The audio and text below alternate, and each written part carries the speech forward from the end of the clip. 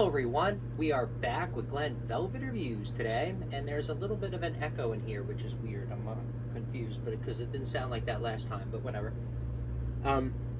We are back with Glenn Velvet Reviews today here, and anyway, as you saw, working on the sump pump, almost done. So happy, the lid is complete. We are done. I showed you how I built the lid in the last video or whatever, how I made that gonna work, a little soundproof. I think this is gonna be awesome. We're gonna test it out together and see if this soundproofing is gonna work, because what's the point of doing it, right? So I put a sound meter on, I think, the phone or something. We're gonna test that out.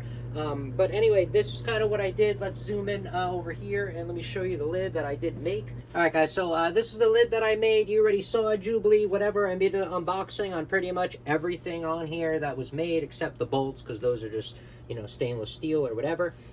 So this is the soundproof lid that I made, guys. It's pretty simple. It was easy. Anyone can make this. This cost me what? I don't know. This was like 30 bucks, I think, 35 bucks. All together, all in, and I got two of everything. I mean, this wasn't too bad. This was like 35 bucks, maybe 36 bucks total of an investment right here. Most of the stuff I had left over. Like I said, the other lids that I saw, some of the lids, guys, are $40 to $60, and they have no sound absorbing material on the lids, just to let you know. So I've seen that. So this for, like I said, 35 to 40 bucks maybe. I mean, maybe if you had to buy everything, you didn't have anything extra, it probably would be almost 50 bucks, but I guarantee you there's going to be way more sound, you know, resistant, proof, whatever, than anything else you were going to get, because those are just regular lids and that's it, okay? So this is the one that I got. This is how it comes out, okay? I'm going to get mine like this, and then mine's just going to come out like this. See? Boom. Done. Okay? And then there's my sump pump situation, and that's what's going on.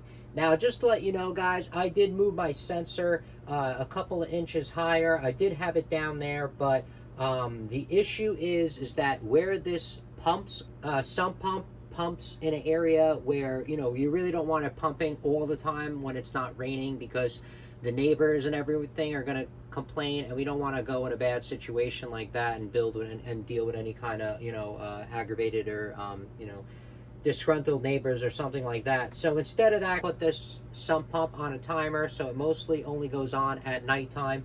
During the day, it won't pump unless it's raining out. Then I'm gonna have it on, but that's kind of what's going on with that, okay? And that's it. And then I made the lid, and now we're gonna test the lid out. And this is pretty much, like I said, how easy it's gonna go on there. But let's test the sound out. So when this fills up a little bit, we're gonna test this out, and you're gonna see the sound on it, okay? But look how easy this is that I made this. Now, mine that I made, it will go in a certain way, just to let you know. That's the way I kind of did it, okay? And that's it.